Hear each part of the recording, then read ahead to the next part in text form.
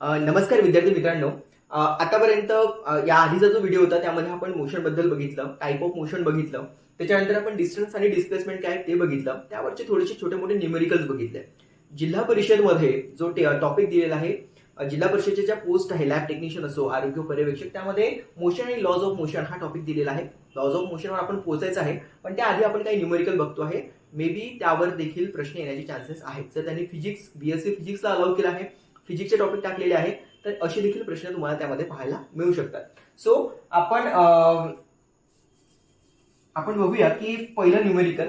Actually पहिलं आपण बघणार आहे स्पीड. स्पीड म्हणजे काय, तर speed is equal to distance upon time. आपण एखादी गोष्टीला म्हणतो की या गाडीला इतका स्पीड आहे, आम्ही 50च्या स्पीडने गाडी आलो, याचा अर्थ तुम्ही किती डिस्टन्स कव्हर केलं त्या पर्टिक्युलर टाइम मध्ये, एका अवर मध्ये त्याला कन्सिडर करतात, तितकी तुमची स्पीड आहे. म्हणजे जर तुम्ही म्हटलं की माझ्या गाडीची स्पीड मी 50ने आणली, याचा अर्थ असा होतो की तुम्ही एका तासामध्ये तुम्ही 50 किलोमीटरच्या ऍव्हरेज स्पीडने तुम्ही चालत होते, तर ती झाली तुमची स्पीड. तर speed is equal to distance upon time. डिस्टन्सला इंडिकेट करतात एसनी, टाइमला इंडिकेट करतात टीनी, आणि स्पीडला इंडिकेट करतात व्हीनी. न्यूमेरिकल बघा. The object travel 16 metre in 4 second. 16 मीटरचं डिस्टन्स 4 सेकंड मध्ये कव्हर झालेलं आहे. त्याच्यानंतर अनादर पुन्हा 16 मीटरचं अंतर जे आहे ते 2 सेकंड मध्ये कव्हर झालेलं आहे. And what is the average speed of the object. Average speed काय आहे असं त्यांनी विचारलेलं आहे. तर ते ऍव्हरेज स्पीड पहिले तर आपल्याला डिस्टन्स काढावं लागेल की टोटल डिस्टन्स किती होतं. तर बघा, पहिले हे 16 मीटरचं डिस्टन्स, नेक्स्ट टाइम पुन्हा तो 16 मीटर गेला, म्हणजे टोटल जे तुम्ही डिस्टन्स कव्हर केलं ते किती होतं, 32 मीटर. त्याच्यानंतर 4 सेकंड पहिल्या 16 मीटरला लागले आणि पुन्हा नंतरच्या 16 मीटरला 2 सेकंड, म्हणजे 4 आणि 2 असे टोटल 6 मीटर जे आहे ते 6 सेकंड जे आहे ह्या टाइम तुम्हाला लागलेला आहे. So what is a speed दे. Speed is equal to distance upon time, म्हणजे 32 डिवायडेड बाय तुम्ही 6 जर केले, हे झालं डिस्टन्स, हे झालं तुमचं टाइम. तो ते तुमचं झालं, हे मीटर मध्ये आहे, हे सेकंड मध्ये आहे. तुम्ही 6चा भाग दिला तर 6 35 होतं, 6 36 होणार, तर 6 35 पुन्हा तुमच्याकडे 20 उरतील पॉईंट दिल्यानंतर, म्हणजे sin 3 18, म्हणजे 5.3च्या जवळपास हे आन्सर येणार आहे मीटर पर सेकंड मध्ये. तर कधी कधी ही जी स्पीड आहे ती मीटर पर सेकंड मध्ये विचारली जाऊ शकते, कधी ही स्पीड किलोमीटर पर अवर मध्ये सुद्धा विचारली जाऊ शकते. आणि म्हणूनच आपला नेक्स्ट एक्झाम्पल जे आहे, तुम्हाला दोन्ही टाईपचं म्हणजे माहिती असलं पाहिजे. Metre per second, kilometre per hour मध्ये त्याला कन्व्हर्शन कसं केलं जातं, त्यासाठीच हे न्यूमेरिकल मी घेतलेलं आहे. बघा की एक odometer of a car read 200 kilometre at the start of a trip. म्हणजे त्या जे प्रत्येक गाडीला जे ओडोमीटर असतं त्याच्यामध्ये लिहिलं असतं की आतापर्यंत डिस्टन्स किती कव्हर केलं, तर ते होतं तेव्हा 2000 किलोमीटर. जेव्हा आपण ट्रिप कंप्लीट करून आलो तेव्हा त्याच्यावर लिहून होते 2400. याचा अर्थ त्या गाडीने टोटल डिस्टन्स ट्रिप सुरू केल्यापासून तर फिरून येईपर्यंत किती डिस्टन्स कव्हर केलं होतं, 400. बघा, 2400 स्टार्टिंगला होतं आणि फिरून 24चा फिरून आल्यानंतर होतं इनिशियल फायनल, आणि हे होतं इनिशियल डिस्टन्स. सो इनिशियली तिथे किती आपल्याला दिसत होतं डिस्टन्स कव्हर केलेलं, 2000. त्याच्यानंतर फिरून आल्यानंतर ट्रिप मध्ये किती होतं, 2400. म्हणजे किती डिस्टन्स कव्हर केलं, तर 400 किलोमीटरची डिस्टन्स आहे ते त्यांनी कव्हर केलेलं आहे. किती टाइम मध्ये त्यांनी कव्हर केलं, तर तो जो टाइम होता 8 आवर. 8 आवरचा टाइम होता. आता तो म्हणतोय की तुम्हाला ऍव्हरेज स्पीड काढायची आहे.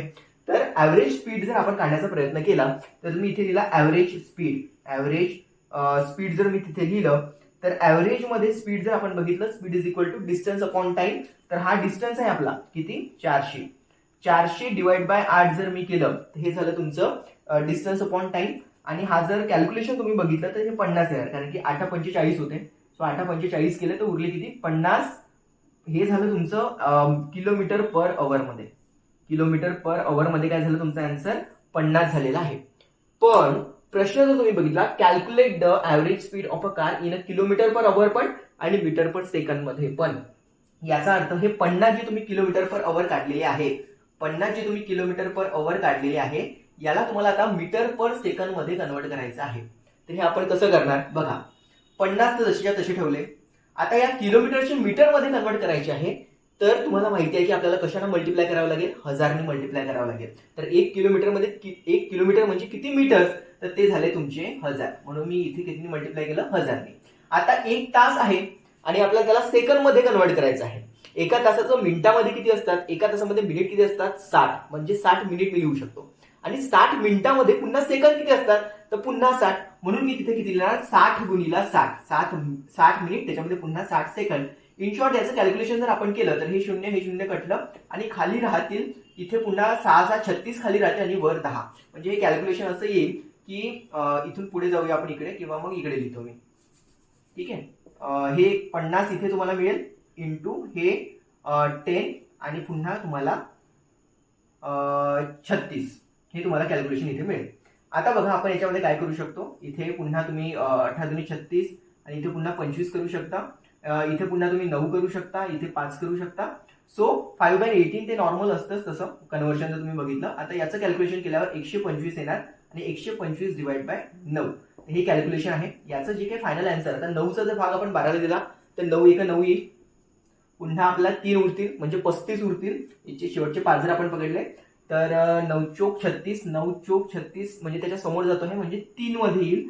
13 पॉईंट समथिंग त्याचा काहीतरी आन्सर येणार आहे आणि 13.9 त्याचं फायनल आन्सर असणार आहे. ठीक आहे. सो 13 पॉईंट समथिंग मध्ये हे आन्सर जे आपले आलेलं आहे तर हे आन्सर कशामध्ये आलं आपलं मीटर पर सेकंड मध्ये आलेलं आहे.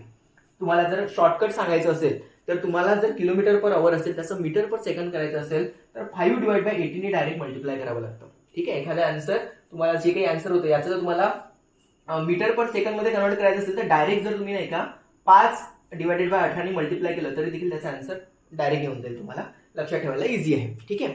सो असं हे कॅल्क्युलेशन आहे. आता जर आपण फक्त मोशनवर पोहोचलेलो आहे, लॉज ऑफ मोशन त्याचे ते सगळे 3 फॉर्म्युलेज त्याच्या बेसिसवर न्यूमेरिकल हे देखील आपल्याला कव्हर करायचे आहे. हा छोटासा व्हिडिओ होता न्यूमेरिकल तुम्हाला समजून घ्यायसाठी. अजून अशाच इन्फॉर्मेशनसाठी जिल्हा परिषदच्या सर्व पोस्टच्या इन्फॉर्मेशनसाठी त्यातल्याबद्दलच्या महत्त्वाच्या नोट्ससाठी तुम्ही माझ्या या व्हॉट्सअप नंबरला मला कॉन्टॅक्ट करू शकता. आपण भेटूया आपल्या नेक्स्ट न्यूमेरिकल सोबत लगेचच. हा, तर आता विद्यार्थी मित्रांनो आपण अजून एक गणित बघतो आहे. त्या आधी तुम्हाला माहिती आहे 2 फॉर्म्युलेज की speed is equal to distance upon time and velocity is equal to displacement upon time. ठीक आहे. तो स्पीड म्हणजे काय, स्पीड म्हणजे काय तर डिस्टन्स अपॉन टाइम आणि व्हेलॉसिटी म्हणजे काय तर डिस्प्लेसमेंट अपॉन टाइम. तर स्पीड आणि व्हेलॉसिटीची डेफिनेशन आपण बघितली. आता आपल्याला काय बघायचं आहे बघा, एक न्यूमेरिकल बघायचं आहे की Amit swim in a 90 metre along a pool he cover a 180 metre in a 1 minute. म्हणजे एक पूल आहे. हा जर आपण तो पूर्ण पूल कन्सिडर केला तर हा जो पूलचं टोटल डिस्टन्स आहे ते आहे म्हणते 90 मीटरचं टोटल डिस्टन्स आहे. टोटल डिस्टन्स त्या पूलचं. आणि अमितने काय केलं, एकदा तो 90 असा गेला आणि पुन्हा 90 असा परत आला. म्हणजे टोटल डिस्टन्स अमितने किती कव्हर केलं 180. कारण का जाण्याचे 90 आणि परत येण्याचे 90 असं टोटल डिस्टन्स अमितने कव्हर केलं ते होतं 180. आणि तो पूल टोटल डिस्टन्स किती होता 90 मीटरचा. तर 90 मीटरच्या पूलला जाऊन परत येऊन 180 मीटर अमितने कव्हर केले. आणि by the swimming from one end to the another. एका एंडला गेला आणि तिथूनच तसा तो परत आला. म्हणजे अमितने टोटल 180 डिस्टन्स कव्हर केलं. And back along the same straight path find the average in a 1 minute. किती टाइम मध्ये तो गेला आणि परत आला, किती टाइम मध्ये 1 मिनिट मध्ये. जर आता आपण बघितलं की अमितचं टोटल डिस्टन्स जर आपण बघितलं की अमितने टोटल डिस्टन्स किती कव्हर केलं, ज्याला आपण एस नी डिनोट करणार आहे, ते एस जे आहे म्हणजे डिस्टन्स जे आहे ते जाऊन परत येणं म्हणजे 180 मीटर इतकं डिस्टन्स अमितने कव्हर केलं. टाइम किती दिलेला आहे तर टाइम जो त्यांनी दिलेला आहे तो आहे 1 मिनिट. आणि आपल्याला माहिती आहे की आपल्याला त्यांनी काढायला लावलेला आहे ऍव्हरेज स्पीड पण सांगा म्हणते आणि ऍव्हरेज व्हेलॉसिटी पण. तर सर्वात पहिले ऍव्हरेज स्पीड आपण काढूया. ऍव्हरेज स्पीड सर्वात पहिले आपण काढूया. स्पीड इज इक्वल टू तुम्हाला माहिती आहे डिस्टन्स अपॉन टाइम. डिस्टन्स किती दिलेला आहे 180 मीटर. 180 मीटर डिस्टन्स दिलेला आहे आणि टाइम किती दिलेला आहे 1 मिनिट. आता बघा कसं असते की मीटर सोबत नेहमीच सेकंद पाहिजे, किलोमीटर सोबत नेहमीच अवर पाहिजे असते. आता इथे मीटर सोबत मिनिट जमणार नाही म्हणून आपल्याला त्या मिनिटला कन्वर्ट करायचं आहे. कशामध्ये तर सेकंद मध्ये. तुम्हाला पण माहिती आहे एका मिनिटमध्ये 60 सेकंद असतात. त्याच्यामुळे 180 मीटर डिवायडेड बाय 60 सेकंद हे मी कन्वर्ट केलेले आहे. 0 कटले 6 18 म्हणजे फायनल आन्सर आलं 3 मिनिट मीटर पर सेकंड.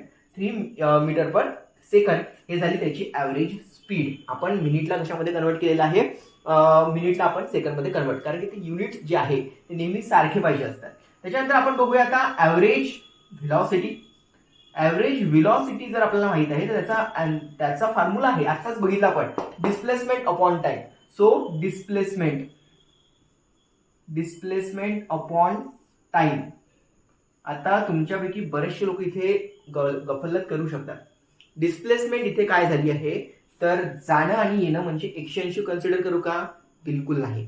जर तो अमित इथून निघाला, इथून गेला आणि परत त्याच जागी आला, डिस्प्लेसमेंटची डेफिनेशन आहे तुमची इनिशियल पॉइंट आणि फायनल पोझिशन मधलं डिस्टन्स.